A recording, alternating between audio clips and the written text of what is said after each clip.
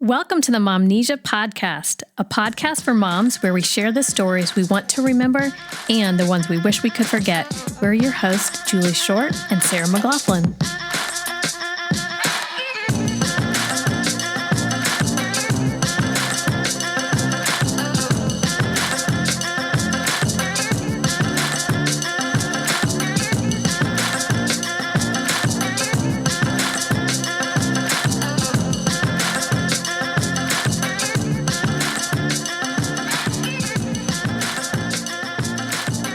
Julie, guess what time it is? Girl, it is time for Momnesia. Finally. I know. I'm so excited for season 3. I didn't think it would ever get here. I know. I don't even know. When was our last release for season 2? Do you know what month it was? Girl, I don't even know what month it is right now. This is August, right? I know. What day is it? I know. I think, it had to be like in February, right? I think so. It was definitely before any of this craziness. That is true. It was definitely before Corona craziness. Yes. So I'm guessing, Momnesia, there's probably a lot of moms in our listening audience. Hey, moms. And I am assuming most of them are finding themselves the same place that we are, going back to school. And that may look like actually going back to school. Yes. Walking to your dining room and having virtual school like you and me, or some hybrid form. Exactly. How is that going? We just started this week, and right now we're still working out the kinks. Our district decided to go virtual for the first month just to kind of see how things go. And then they're going to reevaluate. So I'm not sure if it will be virtual forever, but it is virtual for now. But districts one county over are going to school. And Right. It's interesting to see, how those families are navigating that as well. But you did something altogether different. You just took them all out, didn't you? Well, I did. Our school, we had my husband's school where he teaches, and that is a hybrid schedule where the students are hybrid, but the teachers still go in every day. Okay. And then my daughter's middle school, Soren's middle school, was like every other day, different days every week. And then the next two were every morning. They were changing to a 1 o'clock schedule. Okay. And then the twins are on a different school system because their preschool is on the east side of town, and they were starting virtually. So I was like, I don't think I can keep that straight. Yeah, that's a lot. I had to make the decision to elect for virtual. Our school's doing their virtual through a different affiliate. So it's a homeschool curriculum, and we've homeschooled before. So in that way, I felt wonderful and terrible about this. You knew a little bit what to expect, and Right. maybe not something you were looking forward to. I feel like the school part is fine. I love waking up and then being there, honestly, mostly. It's more like entertaining 4-year-old twins who will do anything, destroy anything, put slime on anything and anywhere to get my attention while I'm doing school with the others. So we're going to have to figure that out. Have to get a lot of duct tape. Yeah. And we're figuring this out too, right? We're figuring this out. Yeah, we're figuring out the podcast. You guys can probably tell that the sound quality is a bit different. We are recording from our homes rather than being able to go into the recording studio. And that's good for now. We don't know how long that will last, but we figure, hey, if Jimmy Fallon and Stephen Colbert can record from their home, then hey, it's probably good enough for us too. Right. You're not better than us. Yeah. They got nothing on us, girl. Right. But yeah. And then scheduling as well, since we are navigating how are we going to work from home and educate our children from home and go to church from home and, all these new things. Right. We're not sure if we're going to be able to do, we had hoped to ramp up to maybe even every week for a new release. Now we're just hoping for a month. Can we get one a month? Yep. Maybe we have some extras in there, maybe not. We're just going to have to see. Yep. So we just ask for your patience as we figure all this new normal, just like you are in your home. But our hope is that we can continue to share stories, because that's what we love. We love hearing from other moms and what they're doing, especially during this time. Yeah.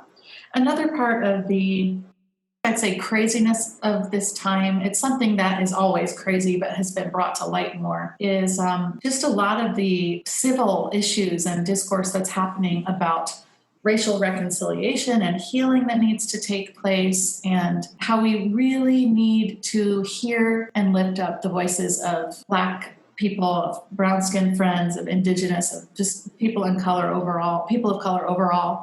And something that kind of we think maybe worked out serendipitously is that we had this awesome guest and friend who we scheduled and had to cancel on, and then scheduled and had to cancel on. And because she was full of grace, she decided to give us a third try.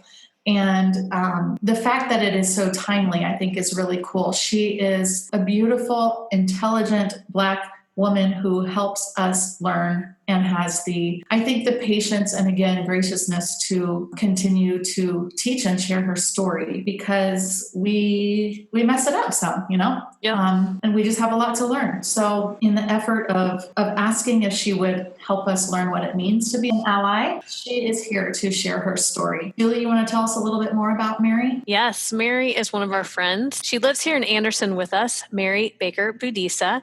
And Sarah and I have known her in kind of different walks of life. We have connections through AU, through the Church of God, as well as just close friends and family who we interact with. And so we're so grateful for her presence in our lives, and we're so grateful that she's agreed to come on here and chat with you all and share some stories. So let's go get her.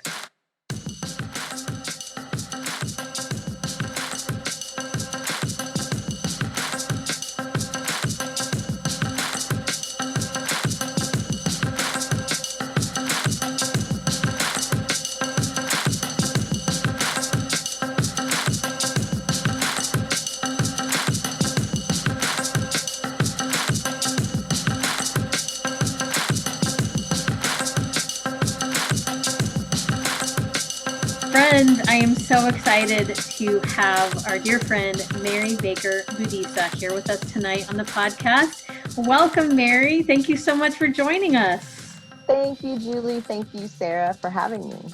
Well, we have had this in the works for quite some time. And yes. Double bookings and COVID, and it's like everything. Even trying death in the family. I know. Death in the family. That's right. That's right. There's a lot of stuff that's been going on. Yeah. And she keeps giving us second, third chances to reschedule. So here we are. For that. But maybe it was timing that, a blessing that this conversation is happening in our current cultural climate, because Mary is someone who I look to learn and to grow and to be challenged. And I'm just so grateful that it worked out to have you right here, right now. Thank you for being with us. Let's get started with your mom stats. Tell us a little bit about who you are as a mom, as well as a professional. Okay. So I am a mother of 3. I have 2 sons and 1 gorgeous daughter, I like to say, is my mini-me. My oldest son is just turned 23 yesterday, and he lives in Chicago. And my middle child is my son, Ryan, who is, he's 15 years old and about 6'4".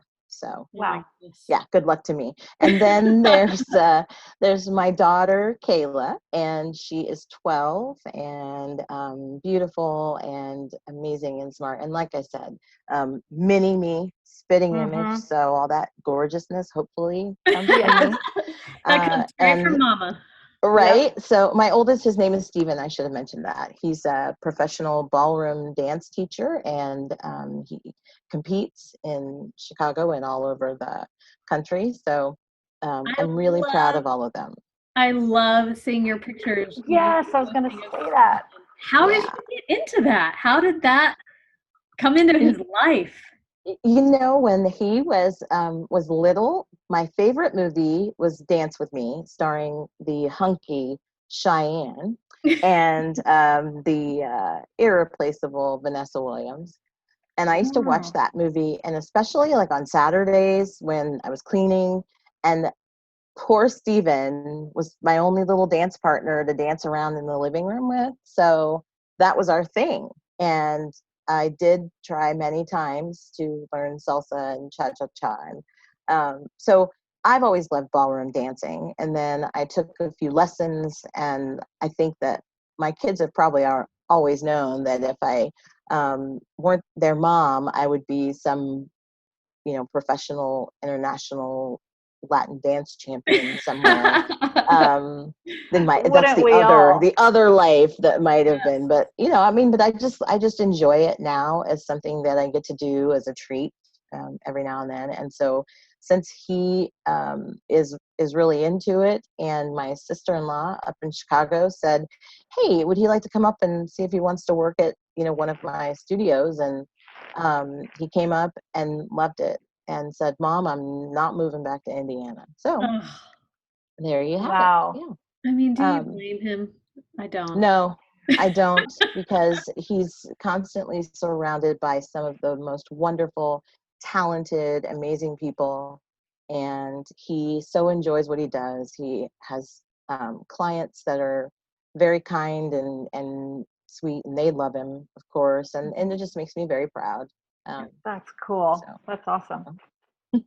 Now tell us a little bit about your professional life. What do you do in your career?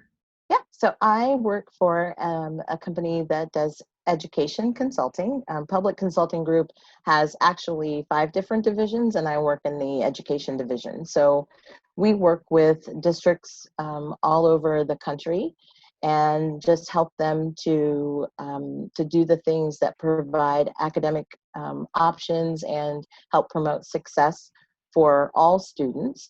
My particular work in Indiana is with a team of special education professionals who serve Indiana districts, helping them to support students with the most significant intellectual disabilities. And then I've also been working with a team in Chicago around just equity in curriculum, doing a lot of really cool things with an arts team up there. So I get to talk to dance teachers too, which is really fun. And I love the work that I do. It puts me on something different all the time, whether it's developing some course content or working with, to support my team in managing their projects. So it's a lot of fun, and it's hard work, but it's really good work. So. And education is kind of in your blood, right? I mean, you come from a family of educators. I do indeed. My mother was a preschool teacher, and my grandmother was a teacher. My father worked at Anderson University for many years and taught some of the freshman seminars and some work at the seminary. But he actually got his degree from AU and his seminary degree from AU. And my sister, Rebecca, she's Dr. Baker to me. Yeah. She works at Anderson University, but before that, for many years, she's taught in elementary school. She's been an elementary school principal. She opened 2 of the new buildings in Anderson Elementary and Erskine. She was principal of both of those when they opened. And now she's just preparing future teachers to do their very best work with students in the schools. So I'm really proud of that.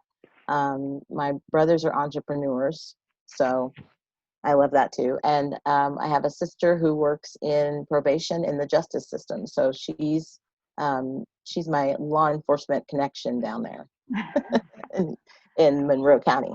Wow. And you've been educating outside of the classroom as well. And I mentioned that a little bit in your intro, but you do a lot of teaching of how to be a good ally to our friends of color. And I know that you do that primarily through social media, but also in like actual, consulting work as well. For Right. people who are interested in learning a little bit more about that aspect of how you teach, how can people get in contact with you for that? So I'm not, I haven't written a book that everybody can go and read and learn, but I feel like for me, this is a work of passion, and it's deeply rooted in my desire to see a better possibility and opportunity for my own family. And with everything that's been going on in the media here recently, I feel like this is the moment to seize. So I'm trying to help people understand what the role of an ally really is. Sometimes that can loom really large, and people might be thinking, oh, being an ally just means that I have to not be a racist. And it really is so much deeper than that and so much more than that. And, I told somebody yesterday, I feel like I'm raising an army, but it's an army of people who can be allies and who can work to dismantle completely, racism and the racist systems that have kept people of color in circumstances that white people wouldn't want to be in, right? For 400 plus years. And these systems have existed for a long time. I can't do it by myself. And we should want what's better for our kids, right? So I think it's looking toward how can I make a difference now, but also how can I make a difference that has an impact. So some people have reached out asking, can I help their school district or can I help their school? And my answer is always, yes, I'll try. And finding out, what goals they want to set and trying to help them work through that. So most of the time people reach out to me through social media. Oddly enough, now it's not something that's come up necessarily through work all the time, but I can wear both hats and try to do my best to provide the right fit for a school or a church. The church work that I do, I guess because I also have grown up in the Church of God, and am the daughter of 2 ordained ministers, and there are a lot of other ordained folks in my family. And I actually had said, I don't want to be a pastor or a pastor's wife. Lord, please don't make me one. And then, I had the pleasure of serving as the interim pastor at Maple Grove Church of God last summer. So ever since then, I've had some really wonderful experiences being asked to come and speak to churches, and I always say yes to that too, just because I feel like if that's where God wants me to go, then I'm definitely going to say yes to what He puts in front of me. So preaching, teaching, all of those things, and just trying to help people be encouraged as they try to become allies. All of those things you can reach out and ask me about. And where can they find you? What do you have a specific handle on either Instagram or Facebook or? Sure. On Facebook, it's just Mary Baker-Boudissa. And on Instagram, it's at HarvardGrad95. Okay. That's me. I love that handle. I do. I'd be telling everybody my handle if that were my handle. Yeah, you should hear how my fellow class of 95 folks tease me about that, because I'm Harvard Girl 95, but I know a lot of other Harvard Girl 95s because I graduated in 95 from Harvard University. So but I like having it there. It's a nice little reminder, encourager in the day. Yeah. Say, yeah, I did that. Yeah. Something I really appreciate about you, Mary, is, and I think this goes back to the timing piece that Julie mentioned. I think, for all of us, there's that element of we have to constantly make the choice if we're going to stay in the room or even stay in the ring or whatever it is. And as a person that is trying to be an ally, but I'm sure missing it and not seeing the big picture, I, as a white person, I can choose to, okay, I'm going to try again or not.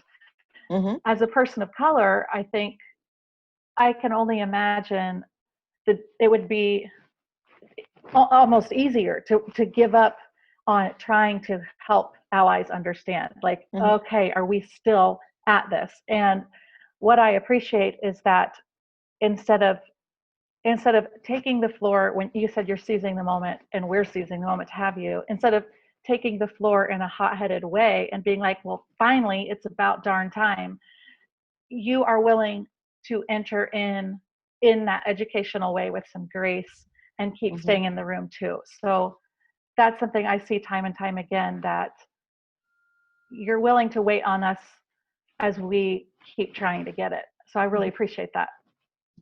Well, and I just, I mean, full disclosure, sometimes it's hard. Sometimes you wish that the people that you've surrounded yourself with, for your whole life, especially if we're gonna talk about the church, let's just be honest. I mean, I was saying to somebody yesterday that some of the biggest racial hurts I've ever had have been from people who would say that they're a part of the family of God and that they consider me their sister in Christ. And, the reality is that sometimes it's just so much easier to say that than it is to really live it out.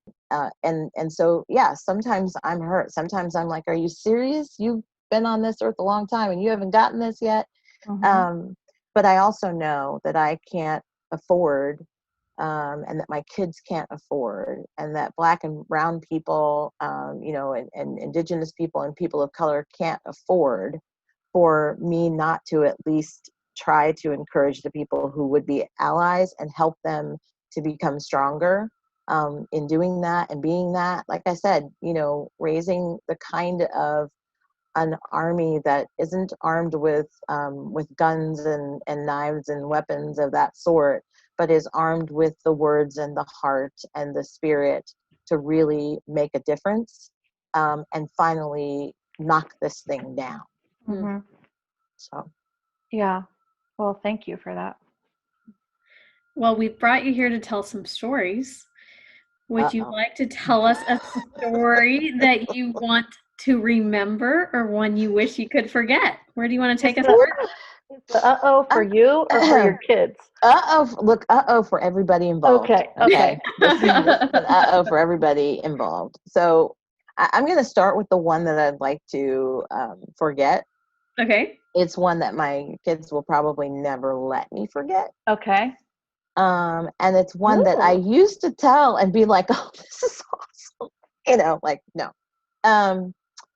But I felt more and more guilty about it over the years. So this was about the time my oldest son was still living at home. And, as a single mom, it has fallen upon me to be the fun mom and also the disciplinarian, and sometimes being the trying to really engage with my kids and understand them and get to know them. There are times when I focus less on the, we have a chore wheel thing. We don't have that. There's no chore wheel in my house.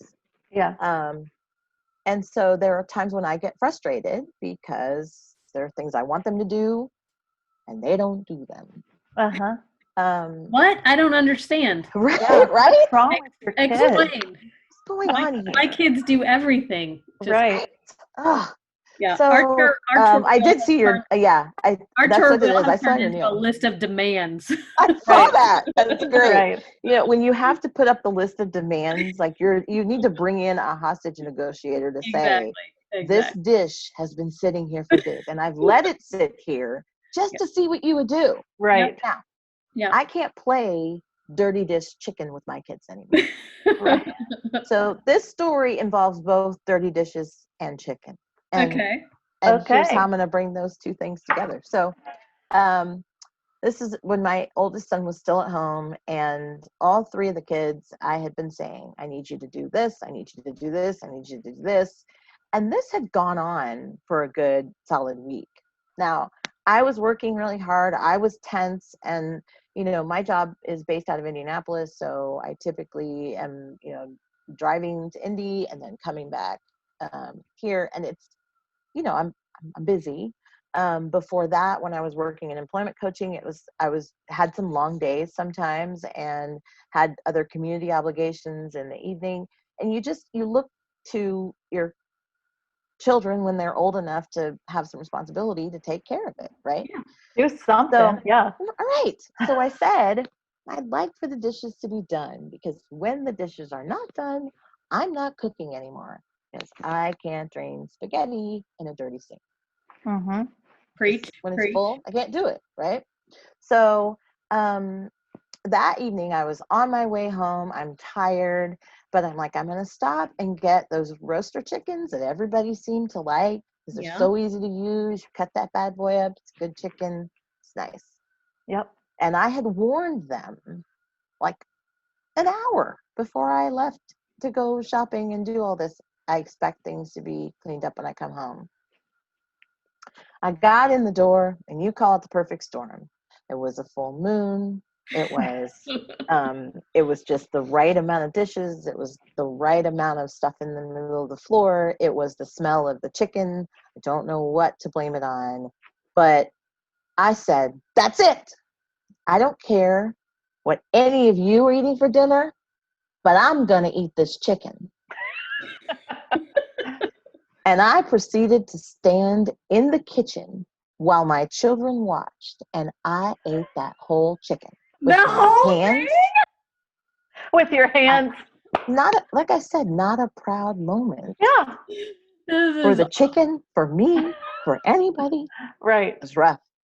But I ate that whole dang chicken. Yeah. And at one point, my oldest son looked at me and he said, Mom, are you really going to do this? You're really not going to give us any chicken?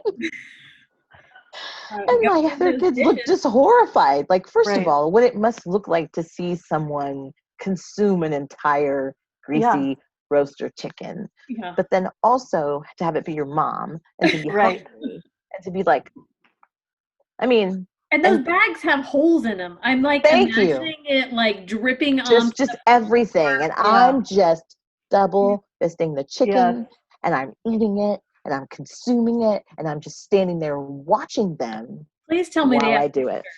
Please tell me. Yeah. Please tell me they took pictures of this. No, there are no photos, because I think that the collective shock of my children, coupled with the horror, the desire to forget the whole thing, is true.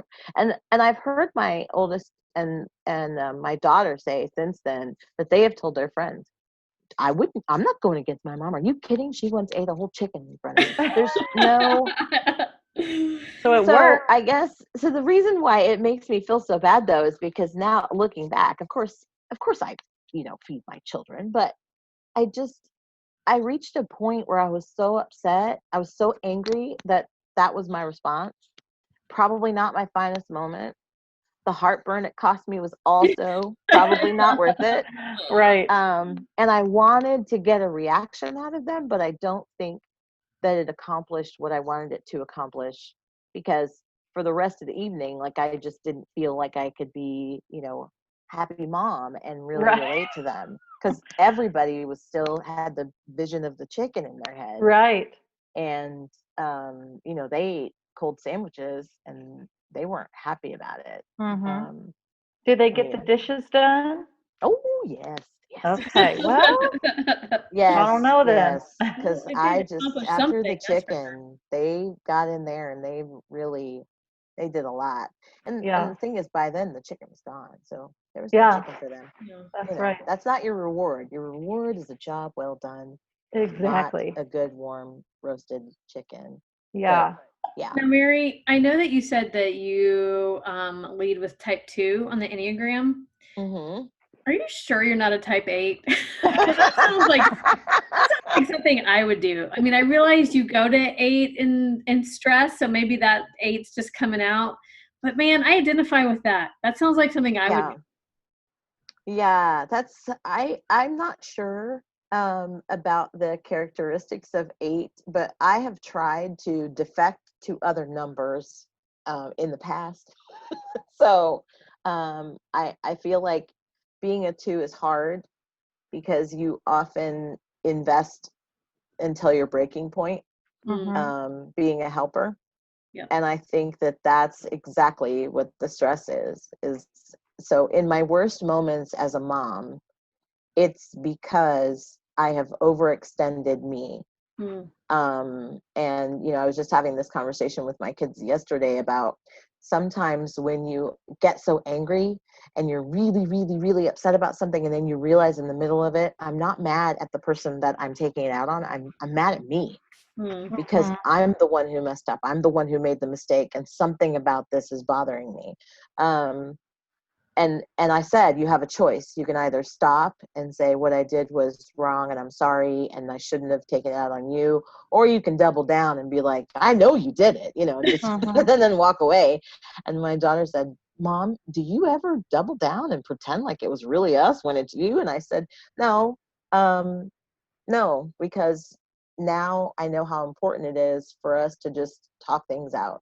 Because I don't want to be one of those moms that years from now I don't get to talk to my kids, or I don't get to see my grandkids because they're mad because mommy's mean. And I'm no mommy dearest, right? Right. So, but the chicken was close. The chicken was like a no wire hangers moment from Joan Crawford's playbook. It was pretty bad. Yeah.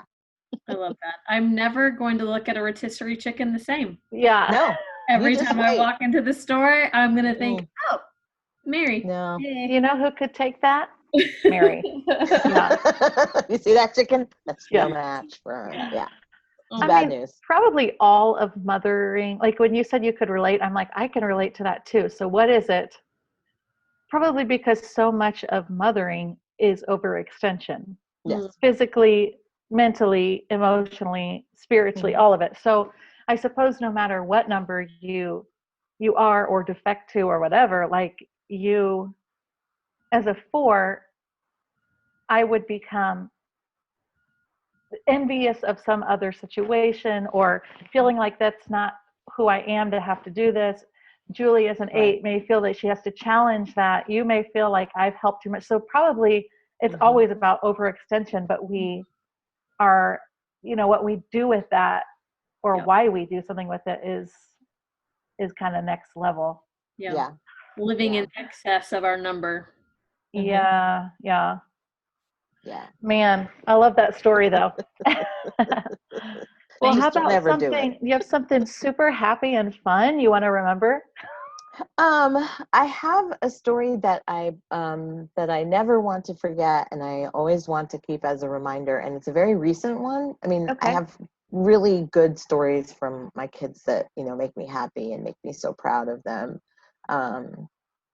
Because they're awesome kids. I mean, Ryan, we've spent a lot of years on a bullying journey of having to navigate through that with him, and so that was hard. But he is resilient and also happens to be just emerging as like this leader that I didn't anticipate, but is finding his voice in the midst of of everything that's happening. And so the story that I want to remember is just from a few days ago. Someone had reached out to me and wanted to have a conversation just about how do I even get into a conversation with people about race. What are the things I need to be doing? And people always say, I don't want to put that burden on you, but I don't know where else to go. And again, this is about knowing that we need allies and knowing that there have to be people who are willing to speak up. And so sometimes you have to take extra time and have conversation. And so this was Saturday morning, and usually I'd be talking to the kids, doing something with them, and I had actually just gotten groceries, and Ryan was helping me put them away. And I'm on this phone call that I thought would maybe be just a few minutes with a few questions, and it turned into almost like an hour where I had to break down a lot of things about what's happening in America and say some things that were painful for me to talk about, some things that are very real about what I'm experiencing watching all of these videos of Black men mainly dying, but there have also been videos of Black women and just children being brutalized by the police, and so I'm sharing all of this, and I'm being very pointed and very open and very candid about things. And at the end of the conversation, I realized, I've spent over an hour of my Saturday talking about this in front of, my son, when it may also be very painful for him. So Ryan and I went for a ride. I needed to run an errand, and he came with me. And I said, "Hey, I'm sorry about this morning, just taking a lot of time to talk about that. And I realized that maybe I'm talking about some things very openly with people that might be upsetting for you to hear about." And so I asked him how he was doing with everything, and he said, "Okay." And I said, "I'm really sorry that I took that time away from you. And also, I'm sorry that I wasn't paying attention to what you had to listen to. And, how are you with that, with hearing me in these conversations where I'm talking with people?" And he said, "Well, actually, Mom," he said, "I think it's really cool to hear you teaching people and talking to them in the way that you are, that you're very calm about it." And he said, "And you're really trying to help them understand." And he said, "I would really like to learn to do that so that I can have that at the ready for the conversations that I'm going to have."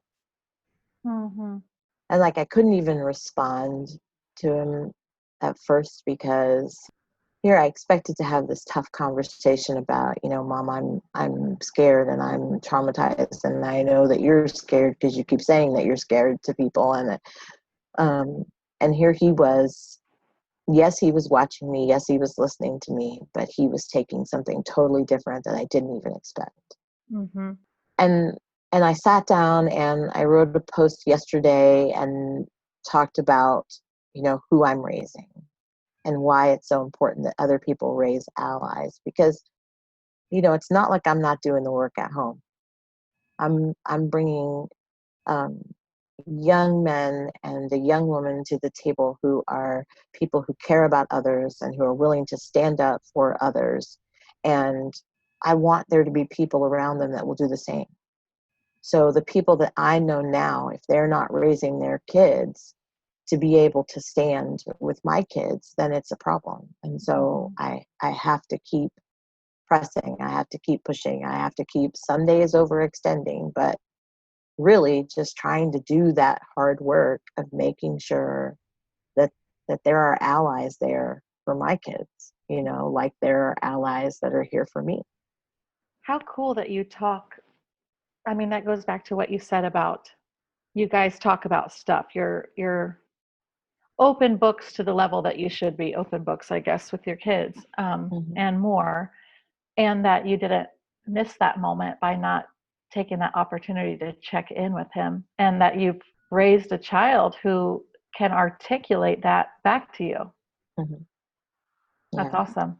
And I asked my daughter about it later on that evening, because I know that it's got to be hard for her too, listening to what's going on. And I worry that, that she's taking it on too. They're going to have to go to school and they'll have to deal with, with kids who are not coming from homes where they're trying to raise allies, right?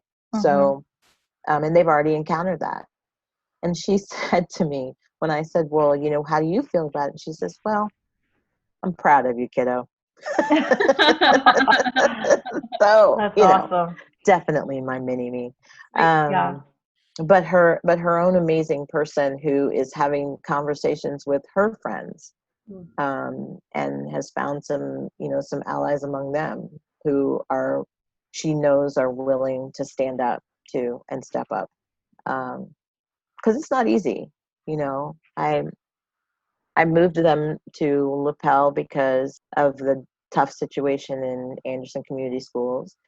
And LaPel is a wonderful school system. I mean, academically great, but anytime you have a community that is very homogenous and there's not a ton of diversity, then the expectations of being culturally competent are very different. And so without interactions that help us to grow in understanding diversity and in loving people who don't look like us and relating to people who don't look like us.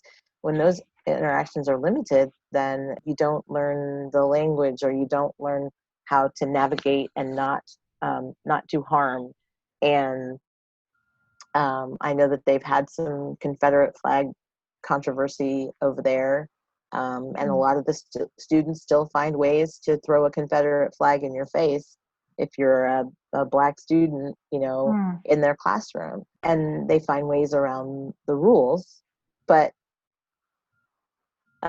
so raising my children to know how to speak up is important. My oldest, Stephen, during COVID, he's started a podcast with a friend of his, and they are rewatching the series Community. Oh, Okay. love that Funny. show. I know it's like great. They've got this. They are watching the episodes again, and then discussing them. And he decided he wanted to do his part. And so at the beginning of one of the episodes, he talks a little bit about just people thinking about Black Lives Matter and what it really means and why this is all happening right now.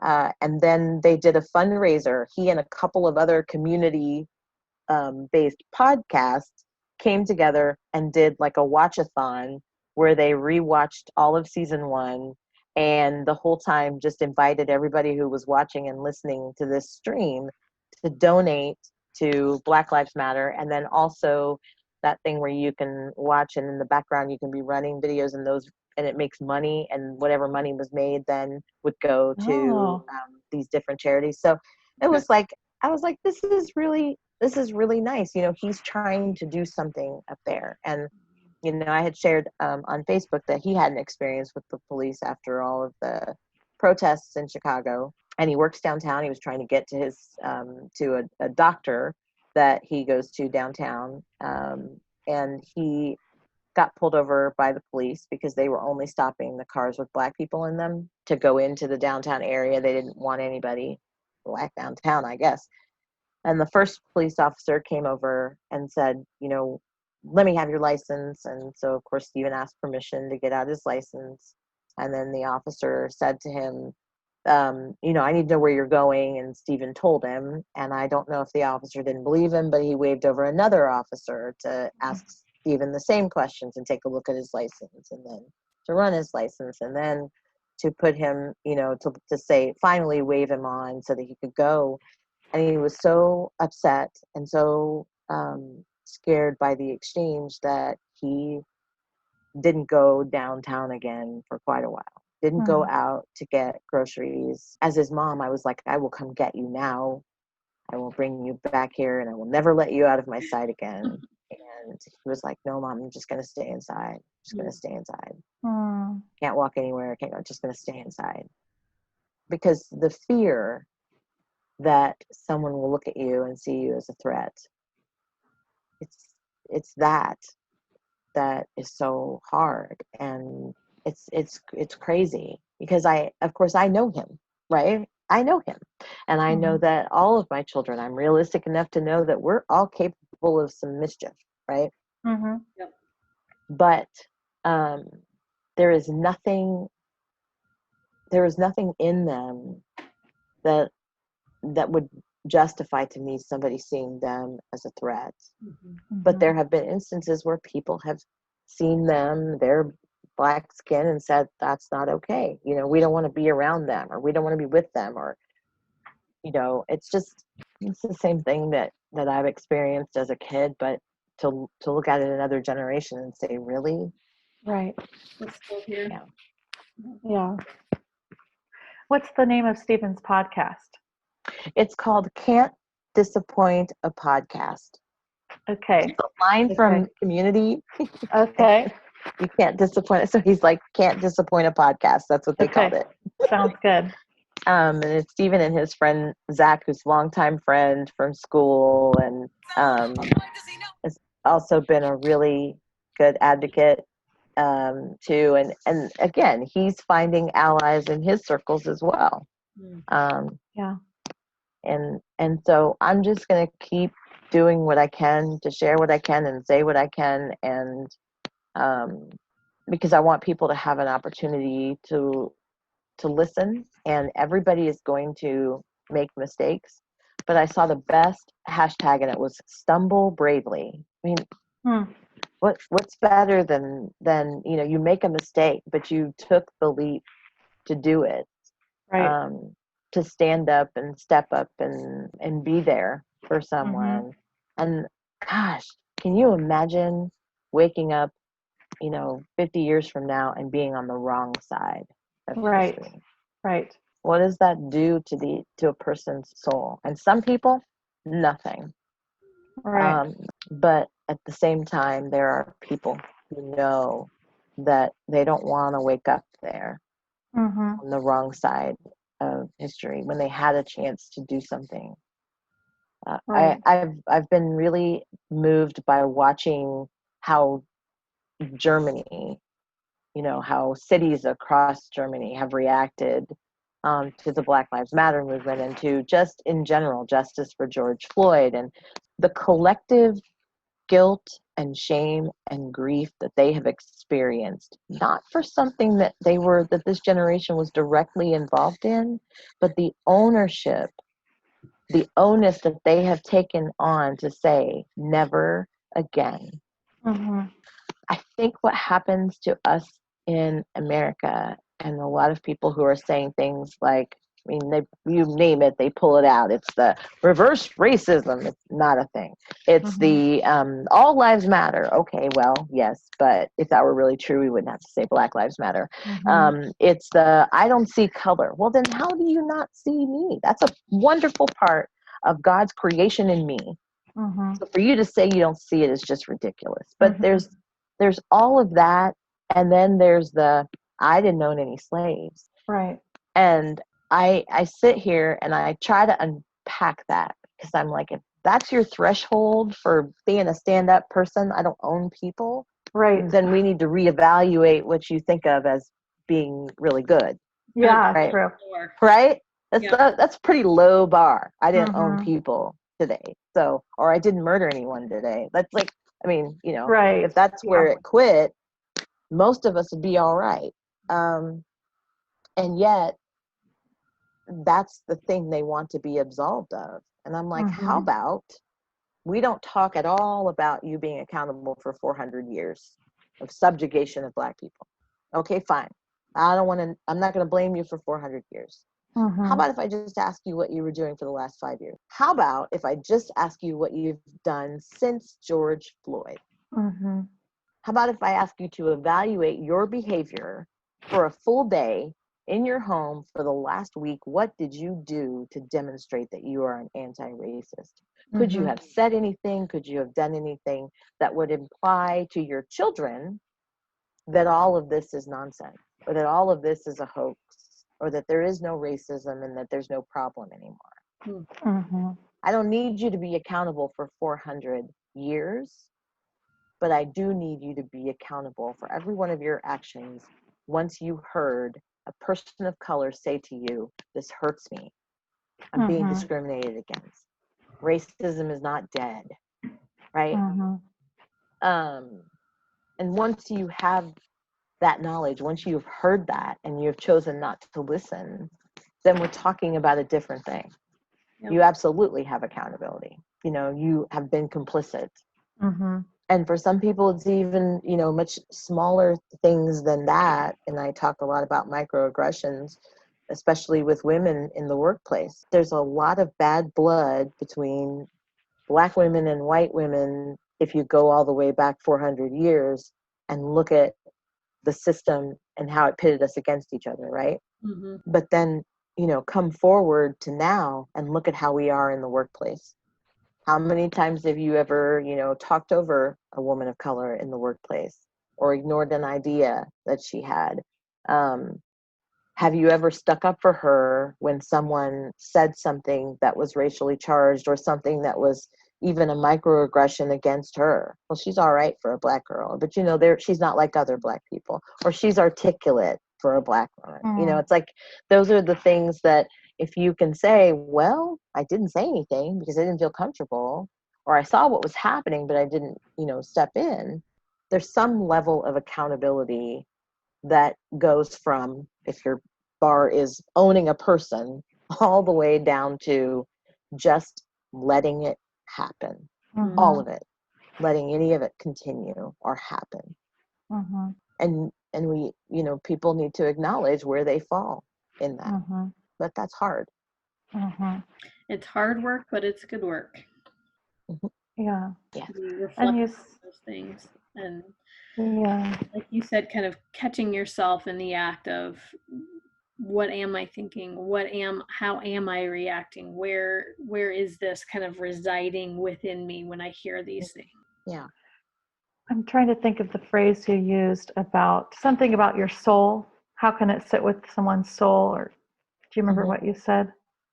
I think that, I guess I don't know if I can say it exactly the same way, but I I just think that for some people, this will not sit well in their soul. Yes. It's there's a cost to your soul for not doing the right thing. Mm-hmm. And some people, they'll be okay. I mean, there were people who, I think, talking about bombings that happened during the civil rights movement and civil rights leaders who were murdered, and years later, there's still no conviction, right? In those cases. Does it sit well with your soul that you bombed a church with 4 children inside? Right. I think anyone that we would look at and go, this is a human being with human feelings, we would say, no, that couldn't sit right with you. Right. But to the person who did it, got away with it, maybe. Mm-hmm. Maybe there's something different there. Yeah. I think what made me want to come back to that and allude to it the way you were thinking it, if it does somehow sit well with their soul, there's that piece of legacy that it's not going to, when somebody wakes up along the line, it's not going to sit well with his or her soul. I mean, I think that's kind of like a reckoning that some of us have to have, that if it did somehow sit well with our ancestors, then wow, that shakes us now. So that's I just hear that and I think that is so narrow to think, I'm okay with it, or I didn't do this, but like to have not thought about it from the frame of before me, presently, or after me even is, I mean, that's just a whole piece that needs to be examined, I guess. That's an interesting way to think about it, Sarah. I think just saying that, yeah, maybe you were not present when whatever involvement your ancestors may have had at any given time across this 400 years that we refer to since the African slave trade. And it should bother us that some things didn't bother them. We talked about we're all in the Church of God, and we have relatives in the Church of God, and we have our parents are in the Church of God and grandparents, and the idea that while they were a part of this body that we also are a part of, that we're a part of the body of Christ, right? That we are a part of the church, that anybody who also spoke of themselves as we speak of ourselves was complicit in this, was okay with it, was a party to it. That should give us collective pause, right? And I think that's what we don't recognize here in the U.S. But I mean, for whatever reason, what we see publicly in Germany is that they've already processed this ownership of something terrible that happened, and they're trying to reach out to us as people in the United States, saying, don't let this be you. Yeah. Every generation needs to remember. There were a similar experience. I went to Rwanda and was studying the genocide there, and how they didn't try to just move past it, but really had, I mean, this is not the right word for it, but essentially like these town hall meetings where communities get together with the perpetrators and the victims, and they sit down and they talk about it, and they are working through it together, and how that is bringing healing, and how they want to tell you about, when you go to visit, they want to tell you about this process of how they are continuing to work through it. It's not like a one and done, we talked about it and it's over, but it's this ongoing thing. I'm sad and angry that we haven't had that same experience here, because not only is it, a way for us to, truthfully take accountability for it, but it's, what a gift to work through that reconciliation process for everyone, for people who are victims, to have that opportunity to hear people say, we were wrong, and we take full ownership for that. Well, and I think it's interesting too, because the timing and how recent that was in their history together is a lot closer than say the start of this slavery. And I think the closer that you are to it, the closer that people who've actually been able to sit down and discuss the things that are happening, for them it is the path to peace, and it's the way to sustain peace, is that you have to keep it fresh in your minds. And I'm sure that generations, they will continue to tell stories about what happened so that it doesn't happen again. But I think that being so close in time, it's so fresh in their history, just being able to talk about it in real terms with real accounts of what was happening, and see the scars. We have enjoyed, well, I don't say we, I say that people who are not people of color in the United States have been able to distance themselves from slavery, from Jim Crow, from anything that people were asking for in the civil rights movement, from, let's talk real talk, lynching, from the Church of God saying, maybe you all ought to have your own convention because we don't want the Klan to come through. And they've had a very nice, comfortable distance from that. So, and at times there were no conversations. So I appreciate the idea of reconciliation, but I have said to people frequently, I don't talk about it. And the reason I don't talk about it is because it's a concept that I think is so far down the road. Now, the part of it I object to anyway, because I'm not sure we've ever had the conciliation that we think we had. Right. If I'm sitting across the table from you and we're having lunch and we're supposed to be besties, but I hate you, that's not exactly friendship. So when we're talking about, this idea that we've had this relationship between black and white in the church, even some of the milestone things we talk about, putting down the rope and people worshiping together and taking that risk, but it still didn't take away the fact that there was an ownership dynamic, and I can go here and you can't go there, and still not completely getting it. And so there are a lot of things I think have to happen before the talk of saying, now we want to really be reconciled. That doesn't mean in the meantime we don't spend time together and we don't have these deep conversations and we don't do those things. But recognizing the issue first, and then we've got to talk about repentance.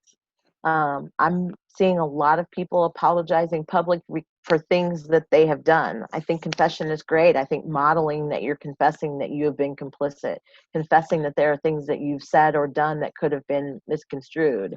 But as I was trying to say to someone yesterday, the problem with a public apology and not following it up with making it right with people that you've individually done things to is that they're still sitting with that hurt while you've moved on to looking to be reconciled. You've given them no place to go with what they've carried.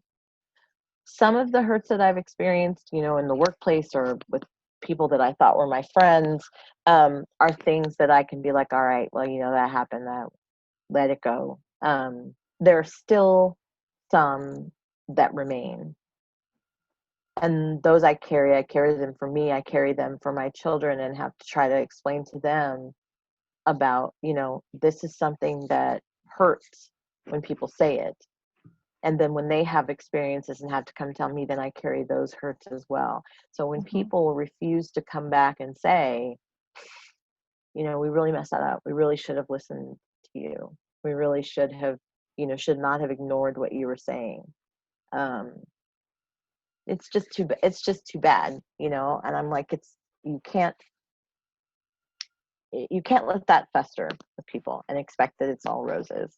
It's great that you've read Channing Brown's book, but have you actually gone back to the person who last week at work you told her that, you thought her braids were ghetto and unprofessional? Like, did you come back and say, that was really a microaggression? I didn't know that. I have words for that now, and I'm sorry.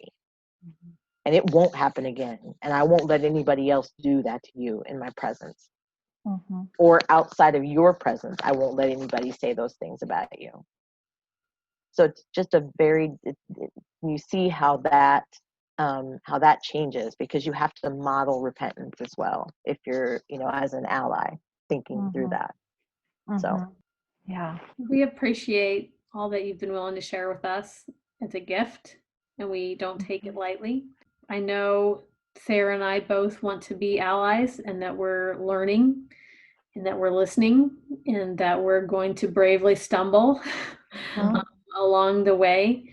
And we are grateful to have you and others in our lives that are willing to call us out when we need it, to encourage us when we need it, to help us be better people. And that's a gift, and we're grateful for that. Yeah. Well, I appreciate you both. I appreciate the space, and sometimes it's just, I've said to people, it's wonderful to be loved, but it's easy to tell someone you love them. It is really so precious and so special to be seen. And so I appreciate, I see you all, and I see what you're doing, and I see what you're saying, and who you're talking to, and how you're having conversations. And I'm thankful for that. And I appreciate being seen by you too, because that is precious to me. And that feels like allyship is what it feels like. Well, thank you, friend. Thank you, guys. Thank you so much, Mary. All right. We'll talk to you soon.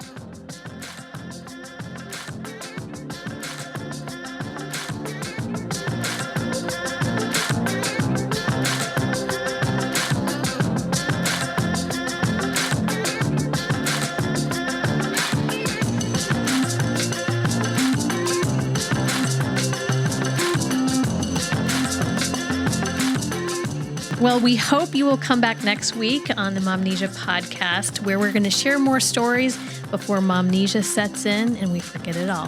Have a great week. Bye-bye. Today's episode of Momnesia was recorded at Grace Church in Noblesville, Indiana, with original music by Phil Larson. Make sure to check out Grace's podcast Between Sundays and Phil's music on Spotify. Special thanks for today's mix and edit to India Potter.